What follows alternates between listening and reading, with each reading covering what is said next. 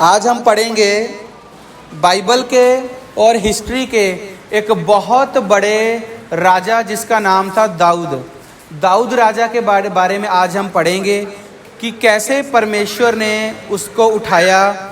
आप निकाल लीजिए पहला शमूएल उसका 16 अध्याय।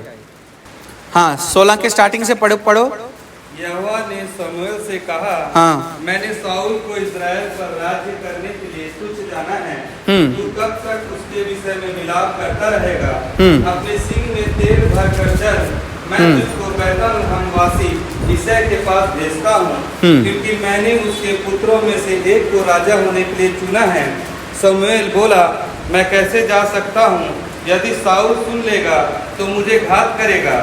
यहोवा ने कहा, एक बछिया साथ ले जाकर कहना, मैं यहोवा के लिए यज्ञ करने को आया हूँ, और यज्ञ पर यिशै को न्योता देना। तब मैं तुझे बता दूंगा कि तुझको क्या करना है, और जिसको मैं तुझे बताऊं उसी का मेरी ओर से अभिषेक करना। तब शमूएल ने यहोवा के कहने के अनुसार किया और बैतलहम को गया। उस नगर के पुरनिये थरथराते हुए उससे मिलने को गए और कहने लगे, क्या तुम मित्र भाव से आया है कि नहीं? उसने कहा, हाँ, मैं मित्र भाव से आया हूँ। मैं यहोवा के लिए यज्ञ करने को आया हूँ। तुम अपने अपने को पवित्र करके मेरे साथ यज्ञ में आओ। तब उसने यिशै के उसके पुत्रों को पवित्र करके यज्ञ में आने का न्योता दिया। हाँ, एक सेकंड। जब शाऊल ने अनाज्ञाकारिताएं की और उसके बाद वो अनाज्ञाकारिता में बढ़ता चला गया, भूसिद्धि करने वालों तक भी चला गया, अपने आप को उसने खत्म किया, तो ये सब हमने उसके जीवन में पढ़ा है कि वो खत्म कैसे हुआ। पर जब वो अनाज्ञाकारिता में जीने लग गया था और प्रभु ने देख लिया था कि अब ये निकम्मा मनुष्य हो चुका है, राजा बनने के लायक नहीं रहा, तो परमेश्वर ने उसी शमूएल को, जिस शमूएल ने शाऊल का अभिषेक किया था, उसी शमूएल को परमेश्वर ने ये कहा, अब तू शाऊल के लिए विलाप मत कर, अब तू बैतलहम वासी, बैतलहम एक गांव का नाम है, वही गांव जहां यीशु मसीह का जन्म भी हुआ था, अब तू बैतलहम के रहने वाले यिशै के पास जा, और यिशै के जो पुत्र हैं उनमें से एक पुत्र को मैंने राजा होने के लिए चुन लिया है, तू उसी को जाके वहां पे राजा होने के लिए अभिषेक करना। शमूएल डरा कि ये तो, इससे तो राजा मेरे विरुद्ध होगा। उसने कहा, तू वहां यज्ञ करने के लिए जा, बोलना, और यज्ञ में यिशै को न्योता देना और बोलना अपने पुत्रों को लेकर आ और मिलके प्रार्थना करेंगे और खाएंगे पिएंगे, ठीक है? तो उसके बाद यिशै के पुत्रों के बाद, उसके बाद हम पढ़ेंगे 6 से आए। तब उसने एलियाब पर दृष्टि करके सोचा, निश्चय यह जो यहोवा के सामने है वही उसका अभिषिक्त होगा। परंतु यहोवा ने शमूएल से कहा, न तो उसके रूप पर दृष्टि कर, न उसके कद की ऊंचाई पर, क्योंकि मैंने उसे अयोग्य जाना है। क्योंकि यहोवा का देखना मनुष्य का सा नहीं है। मनुष्य तो बाहर का रूप देखता है, परंतु यहोवा की दृष्टि मन पर रहती है।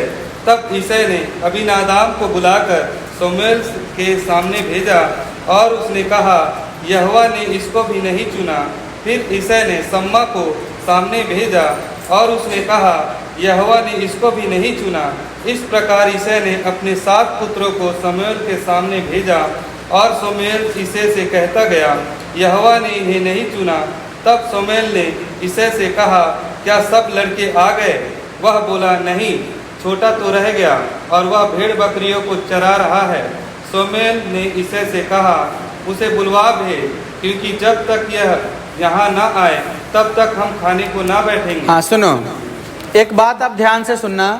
जब शमूएल ने अभिषेक करना था, उसके पास ऊंचे लंबे कद काठ वाले, रूपवान, अच्छी बॉडी वाले, बुद्धि, सब प्रकार के जो 7 पुत्र थे वो आए। हालेलुया। और परमेश्वर ने कहा, इनके कद काट, इनकी रूप, इनकी सुंदरता, इनकी बॉडी, इनके किसी भी चीज को मत देख, क्योंकि जैसे मनुष्य किसी को देखता है, मैं वैसे नहीं देखता। हालेलुया।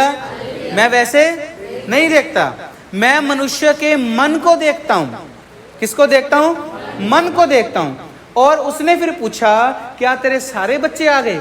उसने कहा छोटा रह गया, वो भेड़ बकरी चरा रहा है। इसका मतलब जब शमूएल ने यशायाह को बताया होगा कि आज हमको यज्ञ करना है और खाना पीना है, अपने पुत्रों को लेकर आना, उसने छोटे को न्योता तक नहीं दिया। जो भेड़ बकरी चरा रहा था उसको बताया तक नहीं कि शाम को यज्ञ है और आना है। मतलब वो उसको किसी काम का नहीं समझता था, वो उसको केवल भेड़ बकरी चराने वाला समझता था। हालेलुया। एक छोटा समझता था। उसने ऊंचे लंबे कद काठ वाले सुंदर बॉडी बिल्डर हट्टे कट्टे रूपवान लोगों को, अपने पुत्रों को बोला जल्दी जल्दी कपड़ा पहन के तैयार हो जाना, आज घर में पास्टर जी आ रहे हैं, प्रॉफिट आ रहे हैं, शमूएल आ रहे हैं, वो तुम में से किसी एक को अभिषेक करने वाले हैं पूरे देश का राजा होने के लिए। तो सबको पता था, सब आए एकदम सुंदर सुंदर बन के, कोई योग्य नहीं मिला। और उसने कहा छोटा तो रह गया, मतलब छोटे को बताया नहीं था, छोटे को मीटिंग में बुलाया नहीं था। क्यों? वो तो भेड़ बकरी चरा रहा है, मतलब ये छोटा उसकी दृष्टि में किसी काम का नहीं था। हालेलुया। अगर मनुष्य आपसे इसलिए बैर करे कि आप छोटे हैं, चाहे जाति में छोटे हैं, चाहे आर्थिकता में छोटे हैं, चाहे अपने समाज में छोटे हैं, चाहे घर में छोटे हैं, चाहे बुद्धि में कम है और आपके बाकी भाई बहन या बाकी लोग आपसे ज्यादा पढ़े लिखे हैं, इस कारण यदि इन सारे मानवीय कारणों से कोई भी मानव आपको तुच्छ जानकर ऐसा व्यवहार करे, तो मैं बता रहा हूं मनुष्य का देखना यहोवा के जैसा देखना नहीं है। जिस दिन परमेश्वर ने आपके ऊपर दृष्टि की, अब प्रभु उनके ऊपर आपको ठहरा देगा। इतना बड़ा हाथ है परमेश्वर का। हालेलुया। पर होना क्या चाहिए? आपको परमेश्वर के साथ होना चाहिए। उन सातों पढ़े लिखे जवानों का जो मन प्रभु के साथ नहीं था, पर वो भेड़ बकरी चराने वाला अपने प्राण को भी जोखिम में डालकर यहोवा का दास और यहोवा का बच्चा था। हालेलुया। अगर ऐसा होता है तो आप यीशु मसीह को पकड़ लो और पकड़े रहो, आगे बढ़ो। परमेश्वर का हाथ छोटा नहीं कि उद्धार ना करे, वो सारे घराने का लीडर उसको बना देगा जो सबसे छोटा हो। दाऊद से पहले जिसको राजा बनाया था शाऊल, जब उसको शमूएल अभिषेक करने गए, वो बोला मेरा गोत्र हमारे 12 गोत्रों में सबसे छोटा, मेरा कुल सबसे छोटा, मेरा घराना सबसे छोटा, घराने में हमारा परिवार सबसे छोटा और मैं शर्मिला। प्रभु बोला तू ही राजा होगा। मतलब मनुष्य का देखना नहीं, परमेश्वर आपको ऊंचा उठाएगा। चाहे मनुष्य आपके लिए कैसी भी कल्पनाएं करके आपसे घृणा क्यों ना करें, आपके साथ कैसा भी व्यवहार क्यों ना करें, परमेश्वर आपको ऊंचा उठाएगा। हालेलुया। पर एक शर्त है, वो व्यक्ति अपने प्राण को जोखिम में डालकर भी और शांति में भी, दुख में भी, कलेश में भी, रात को भी, दिन भी, जंगल में भी, घर में भी प्रभु के साथ था। जो प्रभु के साथ है वही ऊंचा किया जाएगा। हालेलुया। आगे पढ़ते हैं। तब वह उसे बुलाकर भीतर ले आया। उसके तो लाली झलकती थी और उसकी आंखें सुंदर और उसका रूप सुडौल था। तब यहोवा ने कहा, उठकर इसका अभिषेक कर, यही है। तब शमूएल ने अपना तेल का सिंग लेकर उसके भाइयों के मध्य में उसका अभिषेक किया। और उस दिन से लेकर भविष्य को यहोवा का आत्मा दाऊद पर से उतरता रहा। हाँ, उसके बाद उसके लाली झलकती थी, बच्चा था। एक है रूपवान जवान और एक है लाली झलकता बच्चा। प्रभु ने किस पर हाथ बढ़ाया? लाली झलकते बच्चे पर, क्योंकि प्रभु अंदर को देखता है। चाहे आप बच्चे हो, कुछ भी हो, परमेश्वर का हाथ उस पर आता है जो प्रभु के साथ होता है। और देखो लिखा, भविष्य में फिर दाऊद के ऊपर परमेश्वर का आत्मा बल से उतरता रहा। उसके बाद आप आगे पढ़ेंगे 14 को। यहोवा का आत्मा शाऊल पर से उठ गया। हाँ। और यहोवा की ओर से एक दुष्ट आत्मा उसे घबराने लगा। शाऊल के कर्मचारियों ने उसे कहा, सुन, परमेश्वर की ओर से एक दुष्ट आत्मा तुझे घबराता है। हमारा प्रभु अपने कर्मचारियों को जो उपस्थित है आज्ञा दे कि वे किसी अच्छे बीना बजाने वाले को ढूंढ ले आए, और जब जब परमेश्वर की ओर से दुष्ट आत्मा तुझ पर चढ़े तब तब वह अपने हाथ से बजाए। हाँ। और तू अच्छा हो जाए। 18 पढ़ो अब। तब एक जवान ने उत्तर देके कहा, सुन, मैंने बैतलहम वासी ईसाई के एक पुत्र को देखा जो वीणा बजाना जानता है और वह वीर योद्धा भी है और बात करने में बुद्धिमान और रूपवान भी है और यहोवा उसके साथ रहता है। अब 23 वचन को पढ़ो। और जब जब परमेश्वर की ओर से वह आत्मा साउल पर चढ़ता था तब तब दाऊद वीणा लेकर बजाता और साउल चैन पाकर अच्छा हो जाता था और वह दुष्ट आत्मा उसमें से हट जाता था। सुनो, जो काम राजा के बड़े बड़े कर्मचारी नहीं कर पाए, दाऊद के अन्य भाई नहीं कर पाए, उसको लाली झलकते बच्चे ने किया, दुष्ट आत्मा निकालने का काम। हालेलुया। अब आप एक बात को ध्यान से देखें, जिस दिन दाऊद के ऊपर परमेश्वर का अभिषेक शमूएल के द्वारा होता है, उस दिन से अपने आप ऐसी योजना बनती है कि वो राजा के भवन में पहुंचे और एक दुष्ट आत्मा घबराता है शाऊल को, उस पर उतरता है और वो फिर किस तरह वहां पे दाऊद को बुला लेते हैं कि दाऊद के साथ यहोवा रहता है। दाऊद जब बजाएगा, वीणा बजाएगा, गले से प्रभु की आराधना करेगा तो दुष्ट आत्मा निकल जाएगा। ऐसा करके दाऊद की थोड़े समय बाद ही एंट्री हो जाती है राजा के महल में। हालेलुया। भेड़ बकरी चराने वाला, शेर और भालू से अपनी भेड़ बकरियों को बचाने वाला अभिषेक आने के बाद कुछ ही समय के बाद राजा के महल में पहुंच जाता है राजा की दुष्ट आत्मा निकालने। तरक्की देख रहे हो, जंगल से सीधा राजमहल में।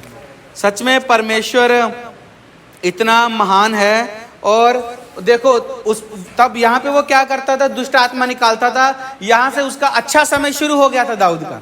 क्या शुरू हो गया था? अच्छा समय। अब हम 17 अध्याय के 49 वचन को देखेंगे।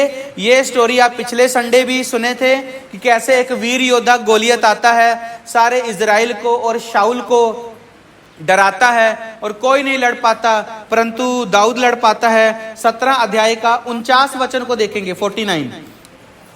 दाऊद ने अपनी थैली में हाथ डालकर उसमें से एक पत्थर निकाला और उसे गोफन में रखकर फलिस्ती के माथे पर ऐसा मारा कि पत्थर उसके माथे के भीतर घुस गया और वह भूमि पर मुंह के बल गिर पड़ा। हाँ, जो काम बड़ी बड़ी तलवारें और बड़े बड़े सैनिक, बड़े बड़े योद्धा नहीं कर पाए, उस काम को गोफन के उस पत्थर ने किया जिसको कबूतर मारने के लिए इस्तेमाल किया जाता है।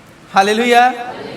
जिस गोफन के पत्थर को कुत्ता को भगाने के लिए, भालू को भगाने के लिए, किसी जंगली जानवर को भगाने के लिए जिस गोफन के पत्थर का इस्तेमाल होता है, उसी पत्थर से फलिस्तियों की ओर से जो वीर योद्धा था, जो सारे इजराइल को चुनौती देता था, उसी पत्थर से गोलियत को मारा गया। क्या ये पत्थर की ताकत थी कि अभिषेक की ताकत थी?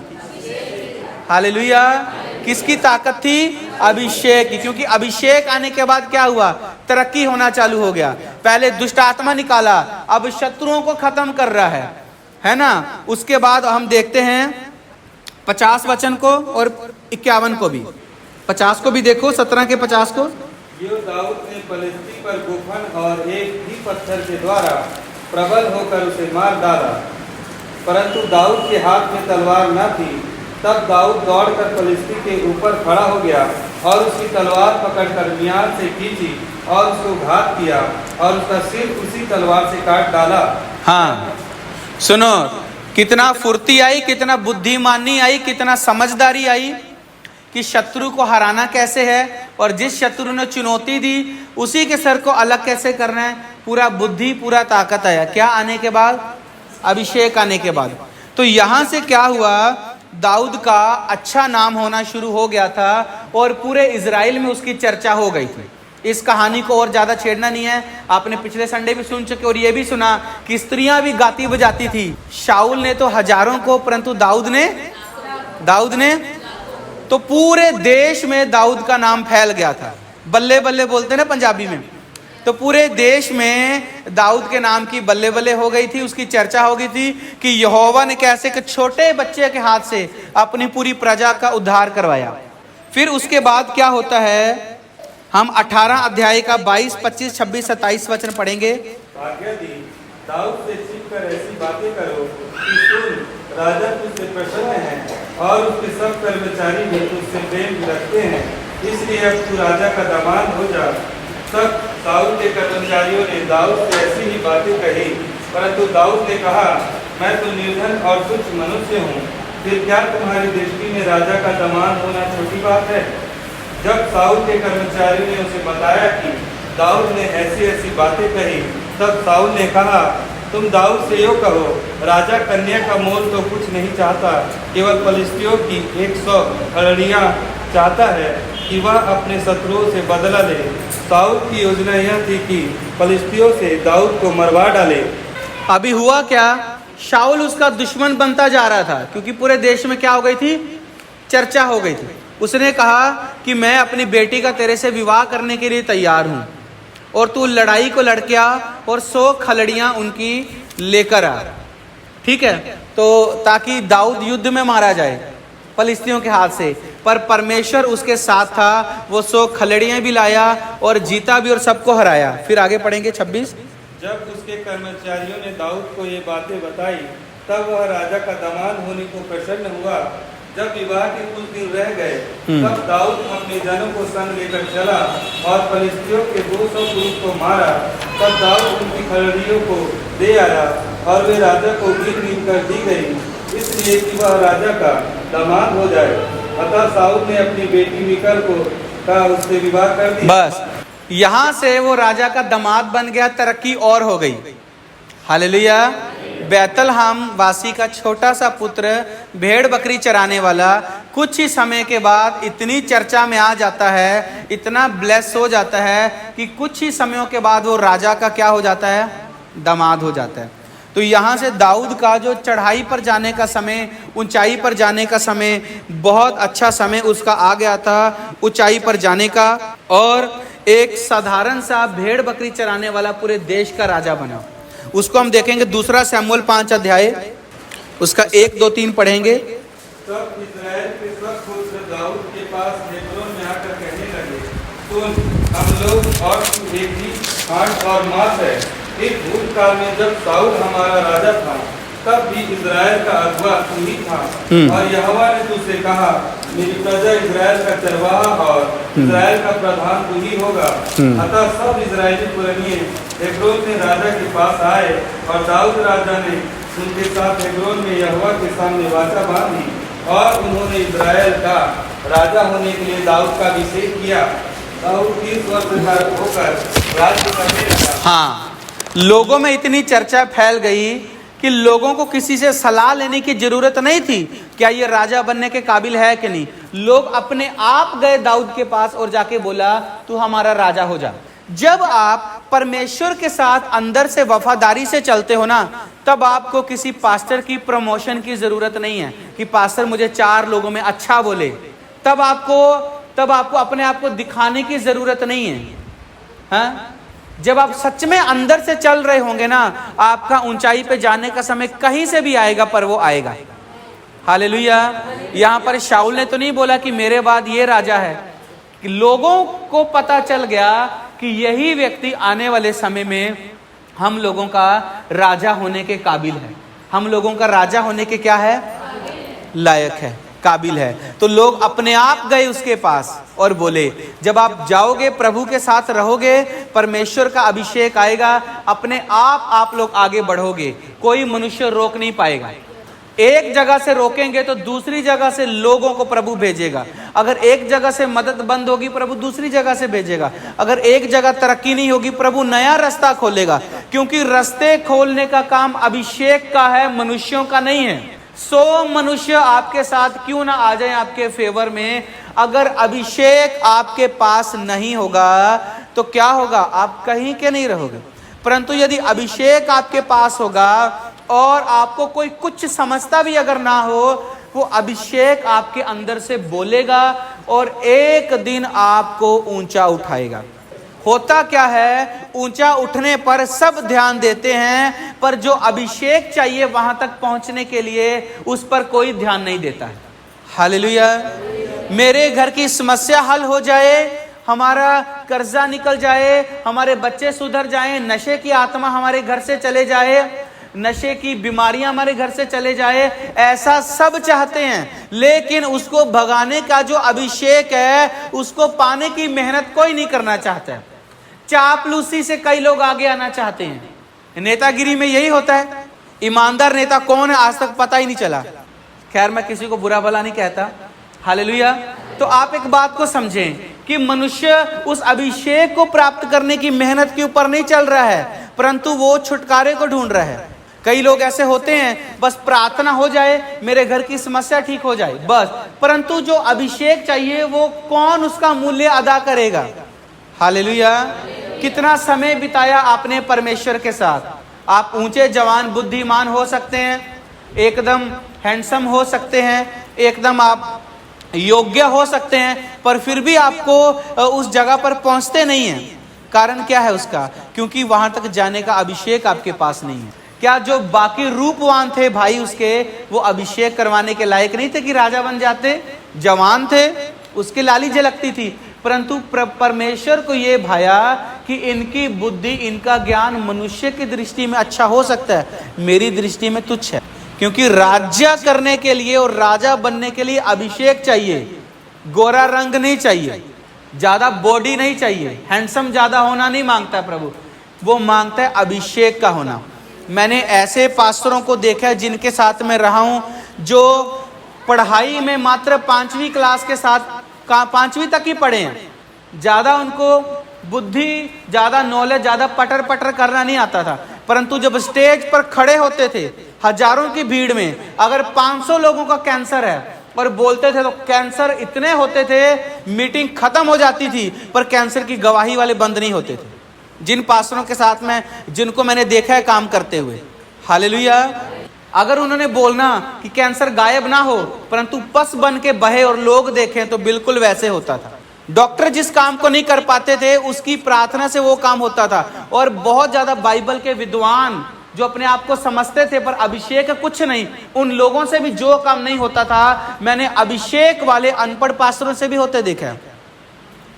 हालेलुया।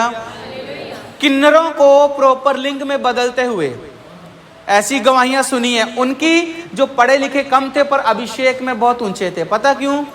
प्रभु के साथ समय, मन से सीधे प्रार्थना, उपवास, प्रभु के सामने घुटने टेकना, दिल से सच्चे होना, परमेश्वर के साथ दिल से वफादार होना। आप गूगल कर लेना या आपको नेट में किताबें मिलेंगी। एक पास्टर हुए हिस्ट्री में बहुत बड़े, उनका नाम था स्मिथ विगल्सवर्थ। किसी ने नाम सुना है? नहीं सुना होगा। वो प्लम्बर थे, परंतु जितने चमत्कार उनके जीवन में हुए, ऐसा लोग मानते हैं कि जो प्रेरित पौलुस, पतरस, उन लोगों के भी उतने चमत्कार दर्ज नहीं है बाइबल में जो स्मिथ विगल्सवर्थ के द्वारा हुए हैं। 22 और 23 मुर्दे जिंदा किए। बताओ, यहाँ पतरस की सेवकाई में 23 मुर्दे जिंदा दिखाई देते हैं बाइबल में? नहीं। उस प्लम्बर के द्वारा। क्यों? क्योंकि अभिषेक के अंदर कुछ अलग ताकत है, मनुष्य की बुद्धि के अंदर कुछ और ताकत है। मनुष्य की बुद्धि की जो ताकत है वो सबको महान नहीं बना सकती। वो कोई होता है जो पढ़ लिख के आगे चला जाए, परंतु जो परमेश्वर की बुद्धि है वो हमको बहुत आगे लेके जाती है। और अगर आप पढ़ लिख कर अच्छे ऑफिस की कुर्सी पे बैठने लायक यदि नहीं होगे, कि पढ़े लिखे कम हो, तो कोई बात नहीं, प्रभु का जब अभिषेक आएगा वो कुछ दूसरे रास्तों को खोलेगा कि फिर ऊंचा कर देगा। हालेलुया। क्योंकि अभिषेक जो है वो परमेश्वर के अंदर से निकल के आया है। उदाहरण के लिए मान के चलो, अभिषेक परमेश्वर का बीज है। क्या है? बीज है। बीज मतलब जो उसके अंदर से निकला है। जैसे फलों के अंदर उसका बीज निकलता है ना, तो मान लो कि अभिषेक परमेश्वर का बीज है, तो जिसका बीज जिसके अंदर होगा वो उसको वैसा बनाएगा कि नहीं? बनाएगा कि नहीं? बनाएगा। हालेलुया। पढ़े लिखे पास्टर भी दंग खा जाते थे। ऐसी रिवाइवल उस पास्टर जी ने लाया था पूरे पंजाब में, आप हैरान हो जाएंगे अगर आप उनका मीटिंग देखते तो। ऊंची नीची टांग, ऐसे ऐसे करके चलना, ऊंची नीची, और बराबर होके जाती थी मीटिंग से। हमने देखा लोगों को, वो बोलते थे हाथ में रसोलियां पकड़ो, हाथों से गायब हो जाती थी, पर पढ़ाई लिखाई में कम थे। तो बात वो नहीं है, बात यह है कि कि उस वचन को पूरा करने का अभिषेक उसकी जिंदगी में है। हालेलुया। अभिषेक आने के बाद ऊंचा जाने से कोई नहीं रोक सकता। यह है अभिषेक की महत्वता। पर वो अभिषेक खराब भी कर लेता है मनुष्य। यहां पर मैं अभिषेक विषय में ज्यादा चर्चा नहीं करूंगा, क्योंकि हम चर्चा अनाज्ञाकारिता के ऊपर कर रहे हैं। तो कैसे प्रभु का अभिषेक आने के बाद एक व्यक्ति इतना महान बनता है। और बाइबल हमें दाऊद के जब पूरे जीवन को पढ़ते हैं, बाइबल बताती है 66 के करीब लड़ाइयां दाऊद ने लड़ी और सारी लड़ाइयां आज तक जीती थी। सारी लड़ाइयां जीती थी क्योंकि अभिषेक था। और 5 का 10 भी पढ़ दीजिए, फिर उसके बाद हम आगे बढ़ेंगे। और दाऊद की बड़ाई अधिक होती गई। हाँ। और सेनाओं का परमेश्वर यहोवा उसके संग रहता था। बस बड़ाई अधिक होती गई, लोगों में प्रशंसा होती गई। लोगों के मुंह से वाहवाही करवाने की जरूरत नहीं है, अपने आप वाहवाही होगी। हालेलुया। अब आप निकालें 11 अध्याय। परंतु उस अभिषेक को संभालने के लिए आपको पाप से बचे रहना है, अनाज्ञाकारिता से बचे रहना है। मैंने एक बहुत बड़े प्रभु के प्रोफेट का एक वचन सुना था एक बार। प्रोफेट टीबी जोशुआ का नाम सुना है किसी ने? हाँ, उनके जैसे हीलिंग कोई नहीं करता था यूट्यूब में, अगर आप देखें तो। प्रोफेट टीबी जोशुआ जी ने एक बार एक बात बोली, जब लोग हैरान होते थे देखकर, इनके पास इतना बड़ा अभिषेक कैसे है, इनके पास इतनी सामर्थ कैसे है। तो टीबी जोशुआ जी बोलते थे, सामर्थ पाना बहुत आसान है, पर सामर्थ को संभाल के रखने के लिए जैसा जीवन चाहिए वो जीवन जीना बहुत कठिन है। आप में से कोई भी व्यक्ति अगर दुनिया भूल कर सटकनी लगा लो, दरवाजा बंद कर लो और 1 महीना प्रार्थना करते जाओ, और जब आप बाहर निकलोगे बहुत आग से भरे हुए निकलोगे, पर उस आग को कितना बना के रखोगे ये आपके ऊपर है। हालेलुया। कितना अभिषेक प्रभु दे दे, लेकिन उसको कितना संभाल के रखोगे ये आपके ऊपर है। तो इसलिए बाइबल हमें यह बताती है, महान बनने के लिए पहली चीज अभिषेक और दूसरी चीज है अनाज्ञाकारिता का ना करना। हमने पहली चीज देख ली कि महान बनाया अभिषेक ने। अब महान बने रहने के लिए अनाज्ञाकारिता से बचना है, अनाज्ञाकारिता नहीं करनी है। और वही काम दाऊद के जीवन में हुआ, जिससे कि वो ऊंचे पद से नीचा किया गया था। हमने 2 शमूएल 11 अध्याय निकाला है, हम उसका 1 से 17 पढ़ेंगे। सब ध्यान से पढ़ें। जिस समय राजा लोग युद्ध करने को निकला करते हैं, उस समय अर्थात वर्ष के आरंभ में दाऊद ने योआब को और उसके संग अपने सेवकों और समस्त इस्राएलियों को भेजा, और उन्होंने अमोलियों का नाश किया और रब्बा नगर को घेर लिया। परंतु दाऊद यरूशलेम में रह गया। सांझ के समय दाऊद पलंग पर से उठकर राजभवन की छत पर टहल रहा था। हाँ, लड़ाई चल रही थी, दाऊद लड़ाई में नहीं गया, घर में रहा। और इस शाम को ठंडे माहौल में एकदम घर के छत के ऊपर गया, ठंडी हवा खाने के लिए, टहलने के लिए। पर उसको नहीं पता था ये आज की ठंडी हवा खाना जो एक पाप शैतान आगे रखा है उसके लिए, उससे बचना कितना जरूरी है। आगे। और छत पर से उसको एक स्त्री जो अति सुंदर थी नहाती हुई देख पड़ी। जब दाऊद ने भेजकर उस स्त्री को पूछवाया, तब किसी ने कहा, क्या यह एलियाब की बेटी और हित्ती उरिय्याह की पत्नी बत्शेबा नहीं है? तब दाऊद ने दूत भेजकर उसे बुलवा लिया, और वह दाऊद के पास आई और वह उसके साथ सोया। वह तो ऋतु से शुद्ध हो गई थी। तब वह अपने घर लौट गई और वह स्त्री गर्भवती हुई। तब दाऊद के पास कहला भेजा कि मुझे गर्भ है। सुनो, एक बात बताओ मेरे को, मैं थोड़ा सा आपको समझाने के लिए खुल के बात कर रहा हूं। अब उसको एक स्त्री जो कि बहुत सुंदर थी नहाती हुई दिखाई दी। हम इस दुनिया में रहते हैं, हमारी आंखों के सामने अचानक कोई भी दृश्य आ सकता है। दृश्य आने के बाद प्रभु के लोग अपनी आंखें फेरेंगे कि ये पूछवाएंगे ये किसकी बहन है, किसकी बेटी है, किसकी पत्नी है, फिर बुलवा के उसके साथ कुकर्म करेंगे। ध्यान से सुनना पहले। हाँ, आंखों को फेरना चाहिए कि नहीं?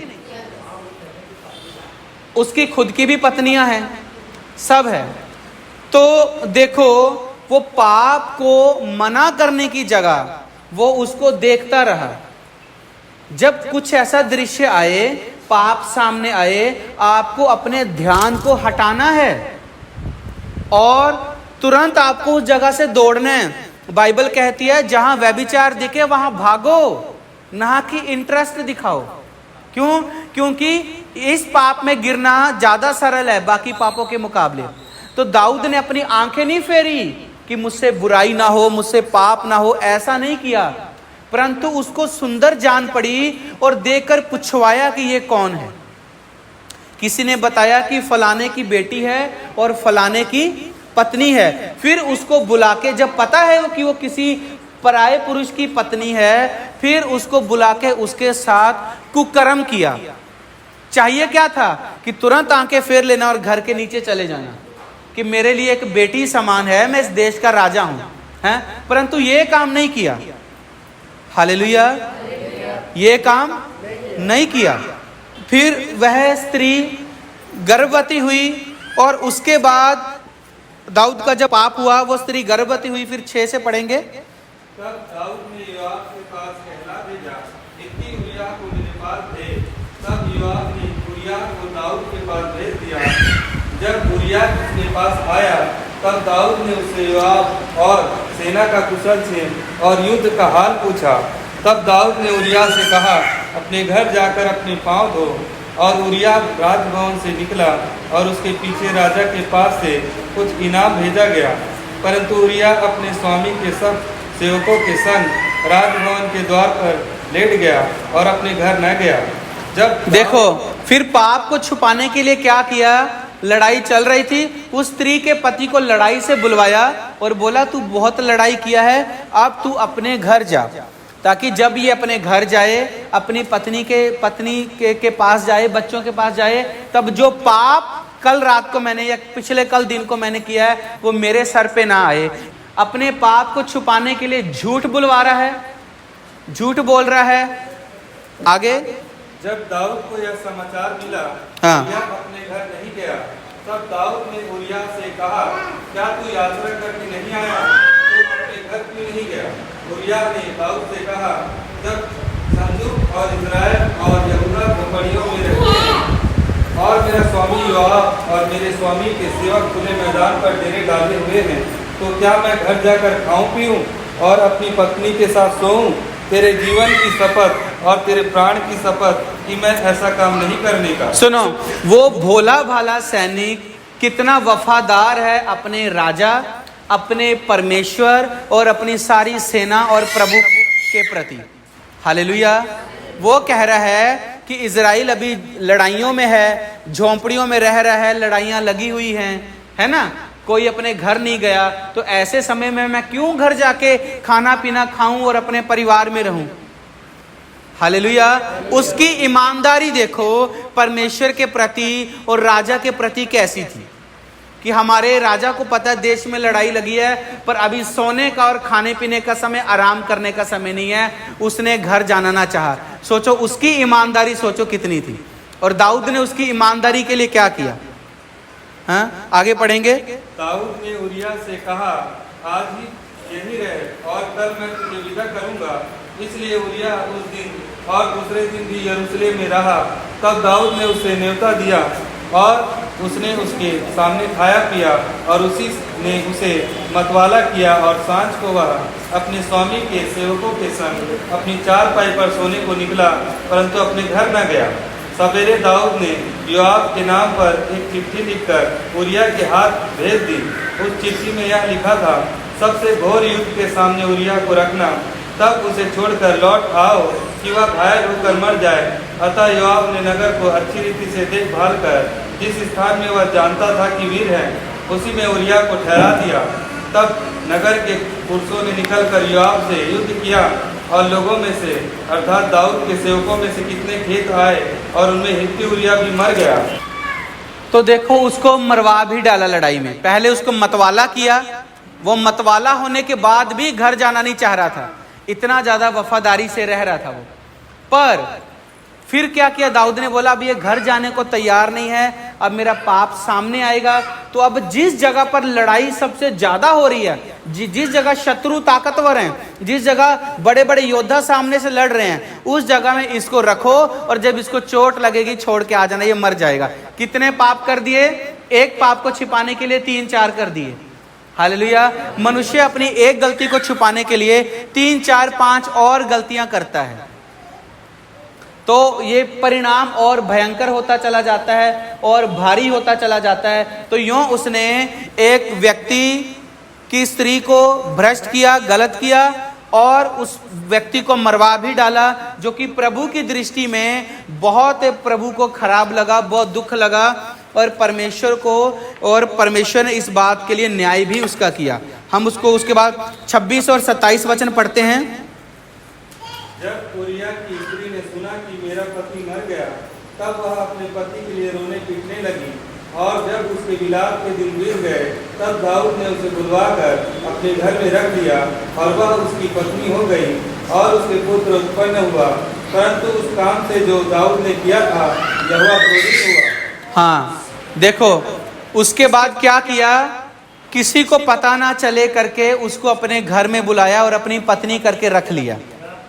हालेलुया। देखो कितनी चालाकी और कितनी गड़बड़ियों पे गड़बड़ियां उस राजा ने की, जिसको प्रभु ने इतने बड़े देश का राजा ठहराया था। अब हम 12 अध्याय का 1 से 15 पढ़ेंगे, सब ध्यान से पढ़ें इसको। तब यहोवा ने दाऊद के पास नातान को भेजा। नातान परमेश्वर का एक दूसरा भविष्यद्वक्ता था। प्रभु बोले मेरे इस दास ने भविष्यद्वक्ता ने ऐसा किया। परमेश्वर ने दूसरे भविष्यद्वक्ता को दाऊद के पास भेजा। 1 से 15। और वह उसके पास जाकर कहने लगा, एक नगर में 2 मनुष्य रहते थे, जिनमें एक धनी और एक निर्धन था। धनी के पास तो बहुत सी भेड़ बकरियां और गाय बैल थे, परंतु निर्धन के पास भेड़ की एक छोटी बच्ची को छोड़ और कुछ भी न था, और उसको उसने मोल लेकर दिलाया था। वह उसके यहाँ उसके बाल बच्चों के साथ ही बढ़ी थी। वह उसके टुकड़े में से खाती और उसके कटोरे में से पीती और उसकी गोद में सोती थी, और वह उसकी बेटी के समान थी। फिर धनी के पास एक यात्री आया, और उसने उस यात्री के लिए जो उसके पास आया था भोजन मंगवाने को अपनी भेड़ बकरियों या गाय बालों में से कुछ न लिया, परंतु निर्धन मनुष्य की भेड़ की बच्ची लेकर उस जन के लिए जो उसके पास आया था भोजन बनवाया। तब दाऊद का कोप उस मनुष्य पर से भड़का और उसने नातान से कहा, यहोवा के जीवन की शपथ, जिस मनुष्य ने ऐसा काम किया वह प्राणदंड के योग्य है, और उसको उस भेड़ की बच्ची का 4 गुना भर देना होगा, क्योंकि उसने ऐसा काम किया और कुछ दया नहीं की।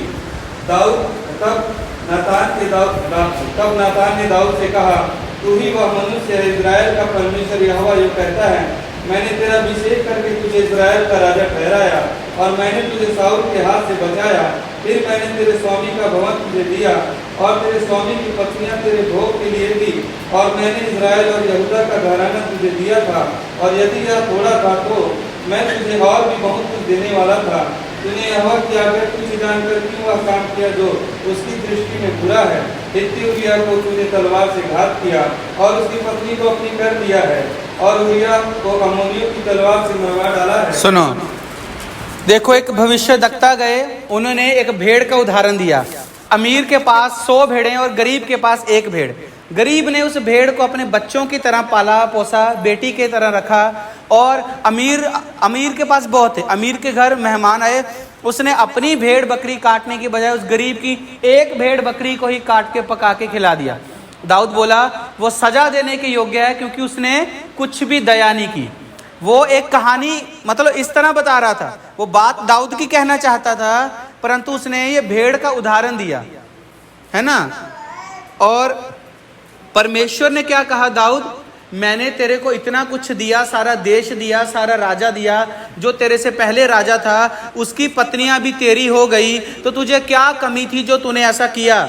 अगर कमी थी तो मैं देता, पर तूने क्या किया? एक बेकसूर को लड़ाई में मरवा डाला और उसकी पत्नी को भी तूने अपना कर लिया है, और ये मेरी दृष्टि में बुरा है, ये तेरी अनाज्ञाकारिता है। क्योंकि आज्ञा ये थी वचनों में, तू कभी किसी पराये की स्त्री पर बुरी दृष्टि ना डालना। ये 10 आज्ञाओं में एक आज्ञा है, जो बहुत ज्यादा मतलब 10 आज्ञाएं तो सब जानते हैं, है ना। तो उसने ये आज्ञा तोड़ी कि तू किसी स्त्री का लालच ना करना, ये परमेश्वर की आज्ञा थी। और ऐसा होता है आज के समय में भी, शादीशुदा होकर भी लोग बाहर ध्यान रखते हैं। इस टॉपिक को और ज़्यादा नहीं बोलता मैं, सोचने में और देखने में भी ये बहुत कैसा लगता है, लेकिन सोचो उसकी एक एक बात परमेश्वर ने खोल के रख दी। हालेलुया। आगे पढ़ेंगे। इसलिए अब तलवार तेरे घर से कभी दूर ना हो। हाँ, अब जो तूने किया उस एक एक चीज का परिणाम आएगा। अब तेरे घर में भी तलवार चलेगी, क्योंकि तूने मुझे तुच्छ जानकर हित्ती उरिया की पत्नी को अपनी पत्नी कर लिया है। हाँ। यहोवा यूं कहता है, सुन, मैं तेरे घर में से विपत्ति उठाकर तुझ पर डालूंगा और तेरी पत्नियों को तेरे सामने लेकर दूसरे को दूंगा, और वह दिन तू पहली तेरी पत्नियों से कुकर्म करेगा। हाँ, अब देखो, अब उसकी अनाज्ञाकारिता का परिणाम आने लगा। अब सेम काम तेरे साथ होगा। अब क्या सेम काम जब दाऊद के साथ हो, मान लो, उसको अच्छा लगेगा? उसको जब आंख में पता कि मेरे साथ ऐसा हो रहा है, कितना बुरा लगेगा उसको। तो ये है अनाज्ञाकारिता का परिणाम, जो कि भयानक है। समय रहते हम ध्यान नहीं देते हैं, हम यहोवा की आज्ञा को तुच्छ जानते हैं, पर बाद में जब अपने घर पर सेम विपत्ति लौट कर आती है तब हमें बहुत बुरा लगता है। इसीलिए कभी किसी दूसरे के परिवार को, दूसरे के घर को बिगाड़ने का काम कभी ना करें, नहीं तो जब आपके घर पे वो चीज़ लौट कर आएगी आप बर्बाद हो जाएंगे। क्योंकि लौटता हमेशा, मूल हमेशा ब्याज के साथ लौट के आता है। जब प्रभु न्याय करता है तो न्याय फिर ज़्यादा चुकाना पड़ता है। फिर आगे, तूने तो वह काम छिपा कर किया, पर मैं यह काम सब इस्राएलियों के सामने दिन दुपहर कराऊंगा। तब दाऊद ने नतान से कहा, मैंने यहोवा के विरुद्ध पाप किया। नतान ने दाऊद से कहा, यहोवा ने तेरे पाप को दूर किया है, तू ना मरेगा। तो भी तूने जो इस काम के द्वारा यहोवा के शत्रुओं को तिरस्कार करने का बड़ा अवसर दिया है, इस कारण तेरा जो बेटा उत्पन्न हुआ है वह अवश्य ही मरेगा। तब नतान अपने घर चला गया। जो बच्चा उरिया की पत्नी से दाऊद के द्वारा उत्पन्न हुआ था, वह यहोवा का मारा बहुत रोगी हो गया। हाँ, अब ऐसा हुआ, उसने बोला ये सब काम तेरे साथ तो होने वाला है। तूने क्षमा मांगी, क्षमा मैंने तुझे दिया, लेकिन अब तू देखेगा कि जो तूने किया उसका परिणाम भी अब तेरे सामने आएगा। तो अब जो वो लड़का उस स्त्री के पैदा हुआ था, जिसको दाऊद ने पाप करके गर्भवती किया था, वो बच्चा मर गया था। और वो बच्चा लिखा यहोवा का मारा हुआ था, और वो बच्चा मर गया था। और उसको हम 18 वचन को देखिएगा। 7वें दिन बच्चा मर गया। दाऊद के कर्मचारी उसको बच्चे के मरने का समाचार देने से डरे। उन्होंने कहा, जब तक बच्चा जीवित रहा तब तक उसने हमारे समझाने पर मन न लगाया। यदि हम उसको बच्चे के मर जाने का हाल सुनाएं तो वह बहुत ही अधिक दुखी होगा। अपने कर्मचारियों को आपस में कुछ को संशय देखकर दाऊद ने जान लिया कि बच्चा मर गया। तो हाँ, अब ऐसा हुआ कि वो बच्चा मर गया। जैसे उसने एक पाप किया, फिर उससे ज्यादा किया, फिर उससे ज्यादा किया, फिर उससे ज्यादा किया, सेम अब लौट के आने लगा।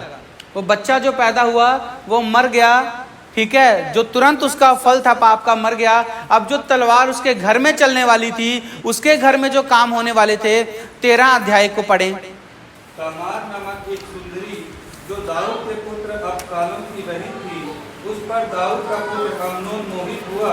अम्नोन अपनी बहन तमार के कारण ऐसा विकल हो गया कि बीमार पड़ गया। बीमार कुमारी थी। अब दाऊद की अलग अलग पत्नियां थी, अलग अलग बच्चे थे। तो एक तमार नाम की बेटी थी दाऊद की, उसको एक उसके दूसरे अम्नोन नाम के एक बेटे ने, दाऊद का ही बेटा था, उसने क्या किया, पसंद किया। और उसको इतना ज़्यादा पसंद किया कि वो उसके साथ वो गलत करना की इच्छा रखा और वो बीमार पड़ गया। आगे, और उसके साथ कुछ करना अम्नोन को कठिन जान पड़ता था। हाँ, और वो उसके साथ कुछ भी हाथ बढ़ा नहीं पा रहा था। आगे, अम्नोन के योनादाब नामक एक मित्र था जो दाऊद के भाई सीमा का बेटा था, और वह बड़ा चतुर था। उसने अम्नोन से कहा, हे राजकुमार, क्या कारण है कि तू प्रतिदिन ऐसा दुबला होता जाता है? क्या तू मुझे न बताएगा? अम्नोन ने उससे कहा, मैं तो अपने भाई अबशालोम की बहन तमार पर मोहित हूँ। योनादाब ने उससे कहा, अपने पलंग पर लेटकर बीमार बन जा, और जब तेरा पिता तुझे देखने आए तब उससे कहना, मेरी बहन तमार आकर मुझे रोटी खिलाए और भोजन को मेरे सामने बनाए कि मैं उसको देखकर उसके हाथ से खाऊं। अतः अम्नोन लेटकर बीमार बना और जब राजा उसे देखने आया तब अम्नोन ने राजा से कहा, मेरी बहन तमार आकर मेरे देखते 2 पूरी बनाए कि मैं उसके हाथ से खाऊं। तब दाऊद ने अपने घर तमार के पास यह कहला भेजा, अपने भाई अम्नोन के घर जाकर उसके लिए भोजन बना। तब तमार अपने भाई अम्नोन के घर गई और वह पड़ा हुआ था। तब उसने आटा लेकर गूथा और उसके देखते पूरियाँ पकाई। तब उसने थाल लेकर उनको उसके लिए परोसा, परंतु उसने खाने से इनकार किया। तब अम्नोन ने कहा, मेरे आसपास से सब लोगों को निकाल दो। तब सब लोग उसके पास निकल गए।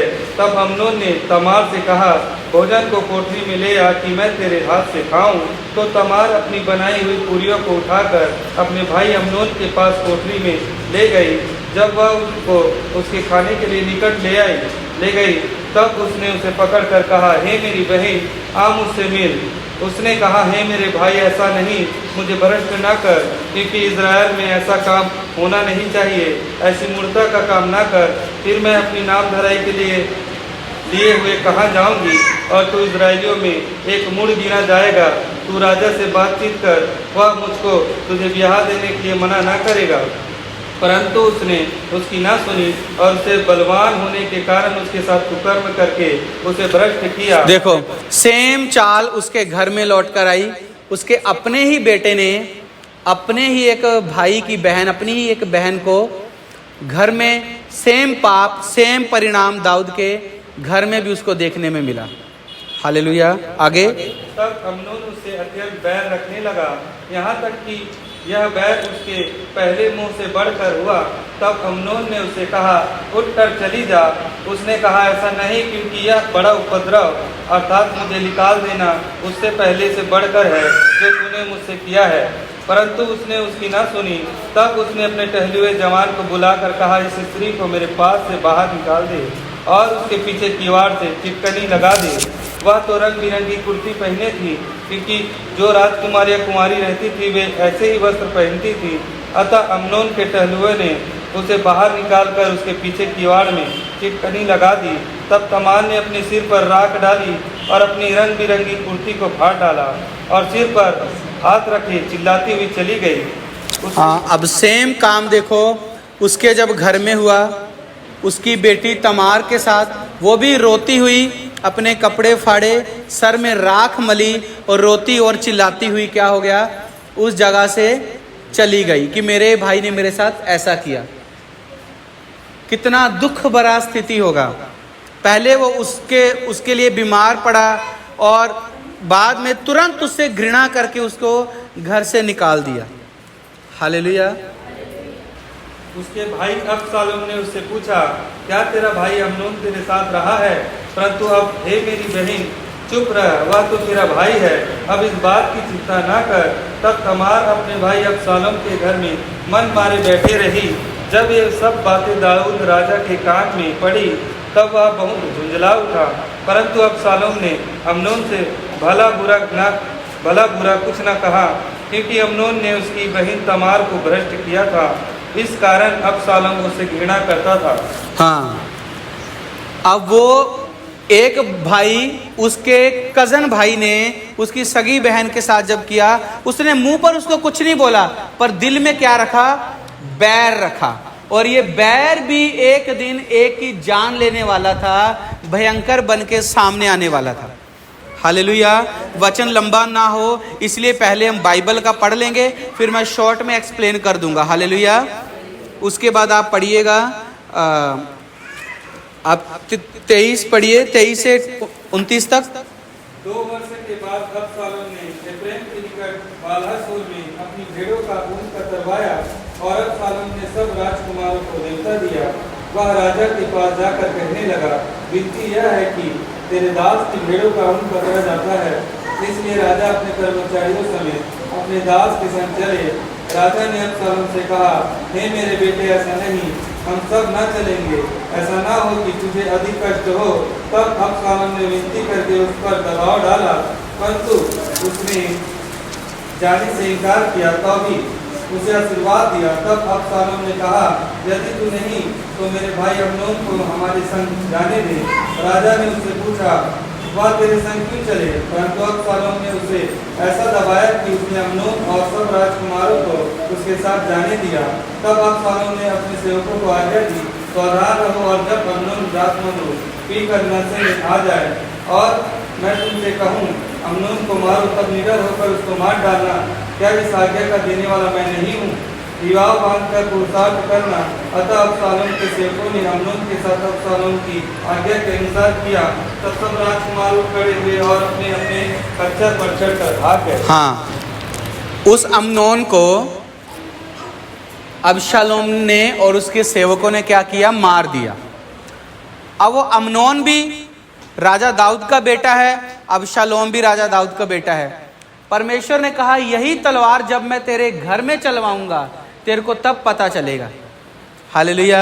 उसका अपना बेटा मारा गया, अबशालोम ने उसको मारा। उसके बाद हम 15 अध्याय में देखेंगे, दूसरा शमूएल के 15 अध्याय में 1 से 12 को देखेंगे। 15 अध्याय के इसके बाद अबशालोम ने रथ और घोड़े और अपने आगे आगे दौड़ने वाले 50 मनुष्य रख लिए। अबशालोम सवेरे उठकर फाटक के मार्ग के पास खड़ा हुआ करता था, और जब जब कोई मुद्दई राजा के पास न्याय के लिए आता तब तब अबशालोम उसको पुकार के पूछता था, तू किस नगर से आता है? और वह कहता था, तेरा दास इजराइल के अमुक गोत्र का है। तब अबशालोम उससे कहता था, सुन, तेरा पक्ष तो ठीक और न्याय का है, परंतु राजा की ओर से तेरी सुनने वाला कोई नहीं है। फिर अबशालोम यह भी कहा करता था, भला होता कि मैं इस देश में न्याय ठहराया जाता, तब जितने मुकदमा वाले होते वे सब मेरे ही पास आते और मैं उनका न्याय चुकाता। फिर जब कोई उसे दंडवत करने को निकट आता तब वह हाथ बढ़ाकर उसको पकड़ के चूम लेता था। अतः जितने इजरायली राजा के पास अपना मुकदमा लेकर आते उन सबों से अबशालोम ऐसा ही व्यवहार किया करता था। इस प्रकार अबशालोम ने इजरायली मनुष्य के मन को हर लिया। हाँ, अब हुआ क्या? अब राजा दाऊद के पास बची कुर्सी, राजा की कुर्सी। अब धीरे धीरे वो भी खिसकना क्या हो गई थी? चालू हो गई थी। क्योंकि जो अबशालोम था उसने देखा कि मेरे पिता ने मेरी सगी बहन के साथ जो मेरे दूसरे भाई ने किया कुछ न्याय नहीं किया है, उसको ज्यादा बुरा लगा। तो अबशालोम क्या करता था? फाटक के पास खड़ा होने लगा, और जब भी कोई राजा के पास आया करते थे लोग उनको बताया करता था कि मैं सच्चा हूँ, न्याय अच्छा चुकाता हूँ। ऐसा करके उसने बहुत इजराइलियों को अपनी ओर कर लिया ताकि वो राजा बनने की तैयारी में था।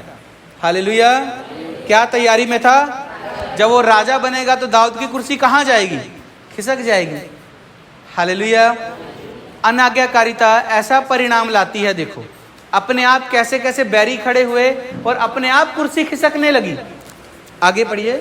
4 वर्ष के बीतने पर अबशालोम ने राजा से कहा, मुझे हेब्रोन जाकर अपनी उस मन्नत को 4 साल उसने लोगों को अपने लिए तैयार किया, बहुत लोगों को अपने पक्ष में लिया, अपने बात की बुराई की और अपने को अच्छा बहुत कुछ उसने करके बोल बाल के 4 साल लोगों को उसने अपनी ओर किया। जब बहुत बड़ी भीड़ अबशालोम के साथ हो गई, लगभग इतनी भीड़ कि उसको देश का राजा बनाया जा सके। हालेलुया। जैसे इस देश में वोटिंग होता है ना, तो जिस लीडर के पास सबसे ज्यादा वोट देने वाले होते हैं वही मंत्री जीतता है। तो यहाँ वो क्या कर रहा था? अपने लिए ज्यादा से ज्यादा वोटरों को इकट्ठा कर रहा था। आगे।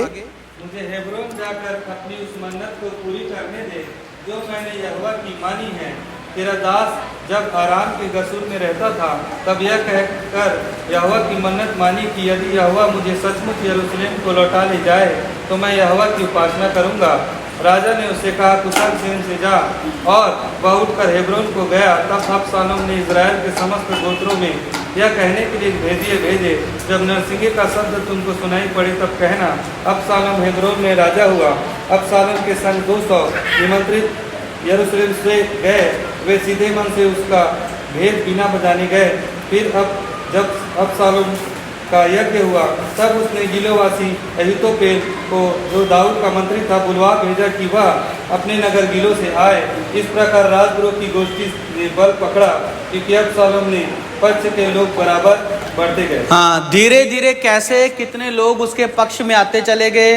राजद्रोह की गोष्ठी ने बल पकड़ा। कैसे कैसे हुआ? 18 अध्याय में आ जाओ, सीधा पढ़िए स्टार्टिंग से।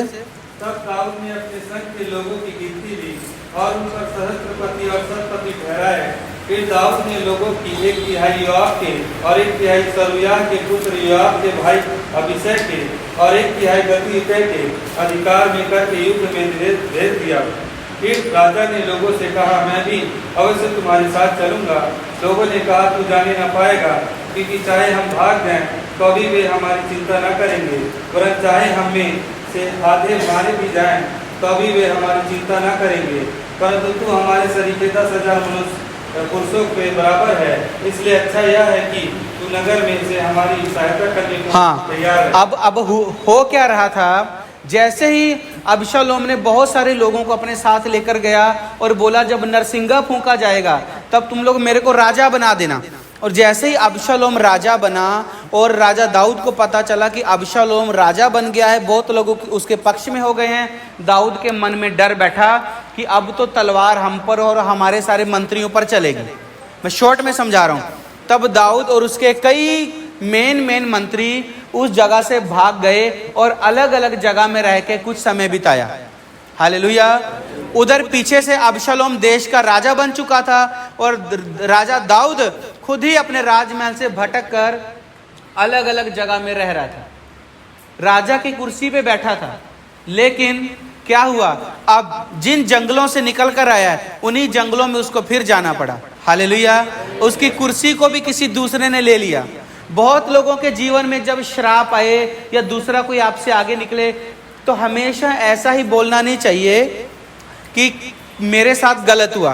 कभी कभी आपके जीवन में वो अनाज्ञाकारिताओं के परिणाम के कारण भी होता है। जो आप परमेश्वर की दृष्टि में बुरा करते हो, जब उसका फल आता है तब भी हम नीचे किए जाते हैं। हालेलुया। तब भी क्या होता है, नीचे किए जाते। अब ये कहानी इतनी लंबी है, मेरे को भी लग रहा है लंबा हो रहा है, लेकिन इसको खत्म करना भी जरूरी है। तो थोड़ा सा बचा है, उसको अब हम देख लें। फिर तो उसके बाद अबशालोम के लोग एक तरफ होते हैं और दाऊद के साथ के जो लोग होते हैं वो एक तरफ होते हैं और दोनों में लड़ाई छिड़ती है। बाप बेटे की ही अपने एक दूसरे के विरुद्ध में लड़ाई छिड़ जाती है। ये लड़ाई कि अब राजा की कुर्सी में कौन रहेगा। हालेलुया। जोर से बोलेंगे हालेलुया, हालेलुया, हालेलुया। अब लड़ाई अपने ही बेटे के साथ लग गई। तो अब 5 और 6 देखें। राजा ने योआब, अभिषेक और इत्ते को आज्ञा दी, मेरे निमित्त उस जवान अर्थात अबशालोम से कोमलता करना। यह आज्ञा राजा ने अबशालोम के विषय सब प्रधानों को सब लोगों के सुनते दी। हाँ, अब हुआ ऐसा कि दिल में है कि वो मेरा बेटा है, अब हम ही लोगों की उससे लड़ाई लग गई है। अब अगर वो लड़ाई में मारा जाएगा तो मेरा ही खून मारा जाएगा, मारा जाएगा तो मेरा ही राजकुमार मारा जाएगा, मारा जाएगा तो मेरा ही बच्चा मारा जाएगा। तो लोगों को क्या बोलता है कि वो जो जवान है अबशालोम, उसको ज्यादा चोट मत लगाना, उसको कुछ मत करना, उसके साथ कोमलता के साथ व्यवहार करना। अब जब दूसरों को अनाथ किया है तब कैसा लग रहा होगा जब बतशेबा के बच्चों को अनाथ किया, और आज जब खुद के बच्चे सामने लड़ाई में है और मर जाएंगे तब दाऊद को कैसा लग रहा है। देखो, हालेलुया। क्या जिसको विधवा किया उसके प्रति थोड़ी सी कोमलता दिखाई? नहीं दिखाई। उसके भी बच्चे होंगे, उसका घर कैसे चलेगा, कुछ किया नहीं किया। परंतु अब अपना ही बच्चा उसका बैरी बन के उसकी कुर्सी को ले लिया है। तो देखो आज उसको कितना डर लग रहा है कि कुर्सी तो जा ही रही और चली भी गई, अब अगर बेटा भी मर गया तो मैं कहां कर रहूंगा। हालेलुया। उसके बाद आप पढ़िए 6 पढ़िए, 6, 7 और 8, 9 पढ़िए। अतः लोग इस्राएल का सामने करने को मैदान में निकले और एफ्रेम नामक वन में युद्ध हुआ। वहाँ इस्राएली लोग दाऊद के जनों से हार गए और उस दिन ऐसा बड़ा संहार हुआ कि 20,000 खेत आए। युद्ध उस समस्त देश में फैल गया और उस दिन जितने लोग तलवार से मारे गए उनसे भी अधिक वंश के कारण मर गए। हाँ, लिखा अब तलवार तेरे घर में चलाऊंगा मैं। प्रभु ने कहा कितनी तलवार चली? 20 हजार मरे। कितने मरे? जब श्राप आते हैं ना तो परमेश्वर ने बाइबल में कहा जब श्राप आएंगे तेरी पीढ़ियों तक श्रापों का असर रहेगा, तेरे बच्चों के बच्चों के बच्चे, आप अगर अपने दादा के परदादा का नाम नहीं जानते, पर अगर उसने कुछ ऐसे पाप किए हैं कि उनके श्राप आपके जीवन में है, भले आप अपने दादा के परदादा का नाम तो नहीं जानते, पर उसके श्रापों का फल जरूर भोगते हो। मुझे मेरे दादा परदादा, उनके दादा परदादा का नाम भले नहीं पता, पर अगर उन्होंने अनाज्ञाकारिताएं की हैं तो उनके श्राप हम अवश्य भोगते हैं। ये वो लोग भोगते हैं। उस समय क्या है, यीशु मसीह का लहू पृथ्वी में बहा नहीं था। आज जब आप यीशु मसीह के लहू पर विश्वास करते हो तो सारे श्राप टूट जाते हैं। ये यीशु मसीह के समय के पहले की बात है। पर देखो कितना श्राप काम किया, कितनों के जीवन में वो फैला, कितने लोग उस मरी से मरे होंगे। राजा के राजकुमार हैं, आपस में ही सबकी लड़ाई हो रही, अपने ही देश में लड़ाई हो रही है। सोचो, अपने ही घराने में तलवार चल रही है। ये क्या है? ये श्रापों का कारण है। कई बार आपने ऐसा देखा होगा। मैं एक बात को आपको बता रहा हूँ। एक बार मैं एक फैमिली में प्रेयर करने के लिए गया और उस फैमिली में एक बुजुर्ग आंटी थी। वो बुजुर्ग आंटी की बेटी भी थी, मैं और मम्मी गए थे, और बुजुर्ग आंटी की बेटी भी थी, जो कि प्रार्थना वाली थी, जिसने मुझे मीटिंग में बुलाया था अपने घर में कि हमारे घर मीटिंग लो। वो जो बुजुर्ग आंटी थी, वो आंटी अपने जीवन की कहानी बता रही थी। बोली, मेरे बच्चे जब मेरी गोद में थे, मेरे पति उस समय मर गए और मैंने बड़ी मुश्किल से बच्चों को पाल के बड़ा किया। और अब ये जो मेरी बेटी है, ये मेरी बेटी का पति, मेरा दामाद भी उस समय मर गया जब इसके बच्चे गोद में थे। फिर उसी की एक दूसरी बेटी आई, उसी बुजुर्ग आंटी की एक दूसरी बेटी, उसको मैं पहले से जानता था उस आंटी को, कि वो आंटी ने मेरे को बताया था, बेटा बहुत मुश्किल से मैंने अपने बच्चों को पाला है, गोद में थे मेरे बच्चे जब मेरे पति छोड़ के चले गए थे, मर गए थे। तो मैंने देखा ये बेटी का पति भी, इस बेटी का पति भी और इनकी माँ का पति भी, सब उसी समय कहानी हो रही है जब बच्चे गोद में थे। तो क्या ये बात आम बात लगती है? एक का तलाक हो रहा है तो दूसरे तीसरे का भी तलाक होते चले जा रहा, आम बात है। एक का घर उजड़ रहा है तो अगले और भी घर में कई लोगों का घर उजड़ते चले जा रहा है, ये आम बात है। ये श्रापों के कारण है। हालेलुया। बहुत ज्यादा स्ट्रॉन्ग, मजबूत परमेश्वर की उपस्थिति चाहिए अपने श्रापों को तोड़ने के लिए, बाहर आने के लिए। अनाज्ञाकारिताओं के परिणाम ऐसे ही मैं प्रचार नहीं कर रहा हूं आपको, ये मुझे स्पेशल परमेश्वर ने कहा है कि लगातार अनाज्ञाकारिता के परिणाम के ऊपर बताने हैं कि प्रभु का हाथ अगर दया का हाथ है तो बहुत बड़ा है, 7 पीढ़ियां याद रखेंगी, इतनी बड़ी दया है। पर अगर अनाज्ञाकारिता है तो उसको भी अपनी आंखों से फल भोगना पड़ेगा।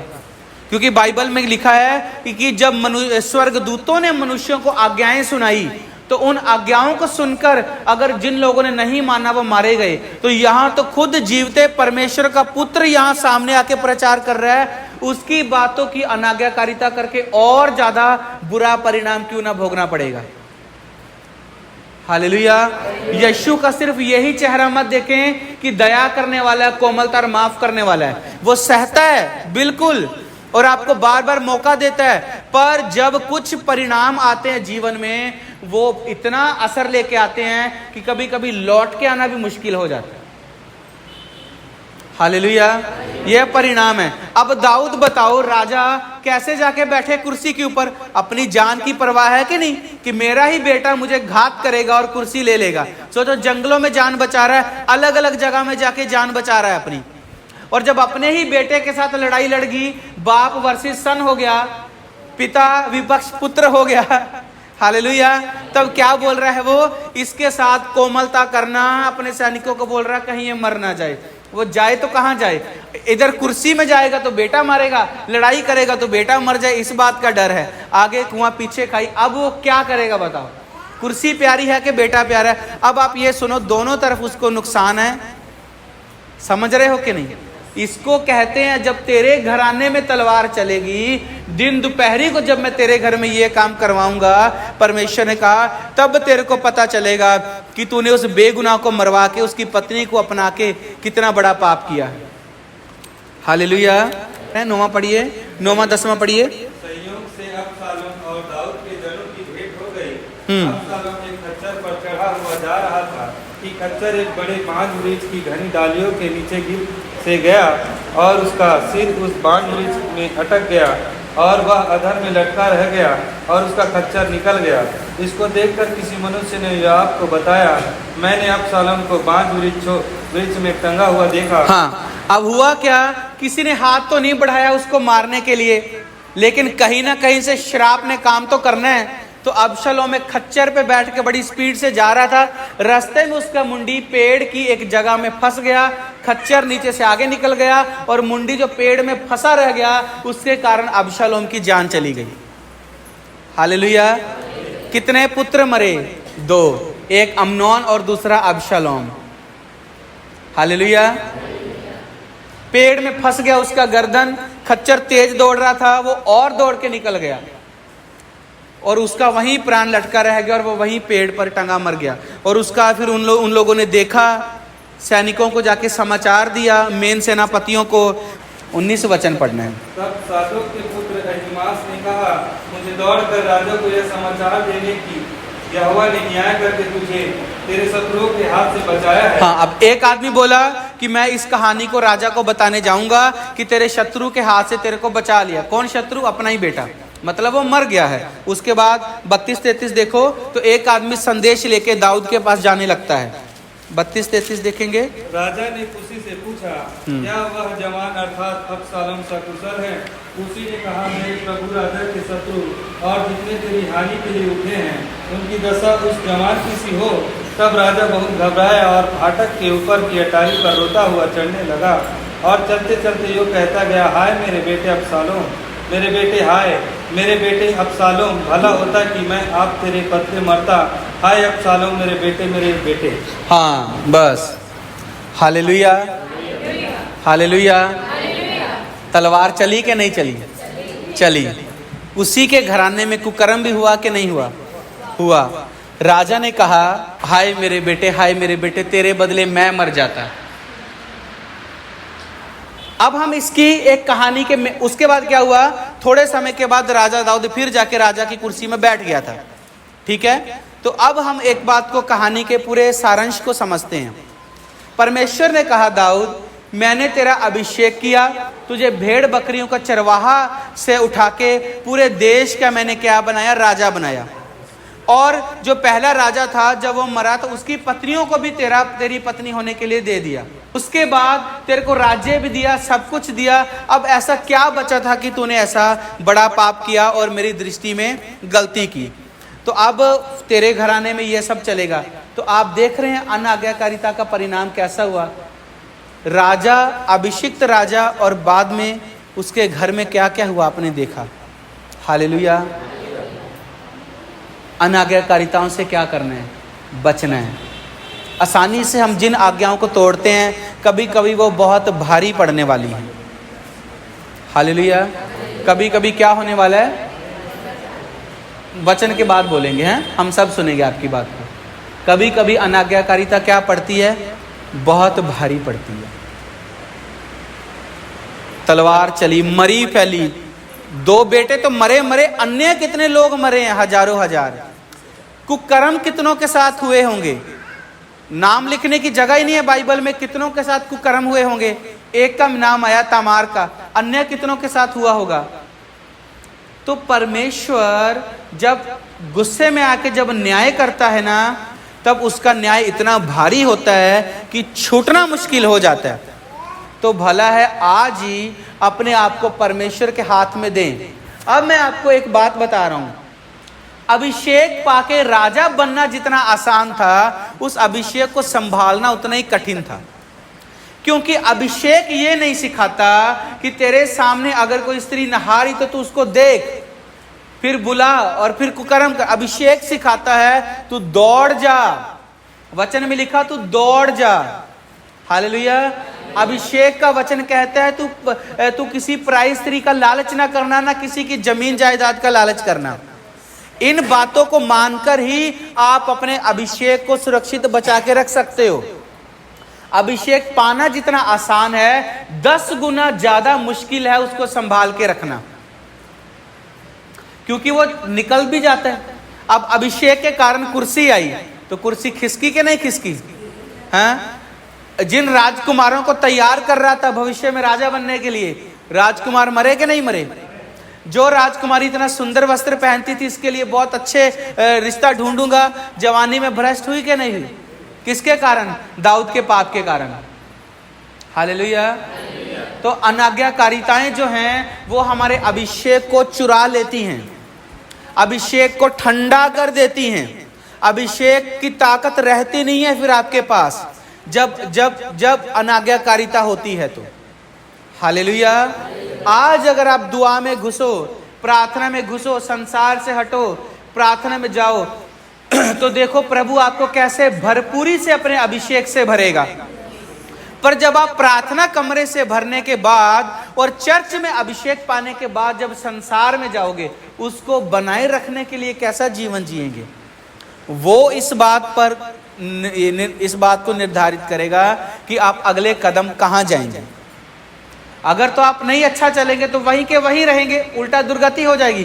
पर अगर आप अभिषेक को संभालने के लिए अच्छा चरित्र चाहिए, और बाइबल के जो वचन हैं ये हमारे चरित्र को काबू में रखने के लिए हैं, आंखों को काबू में रखने के लिए,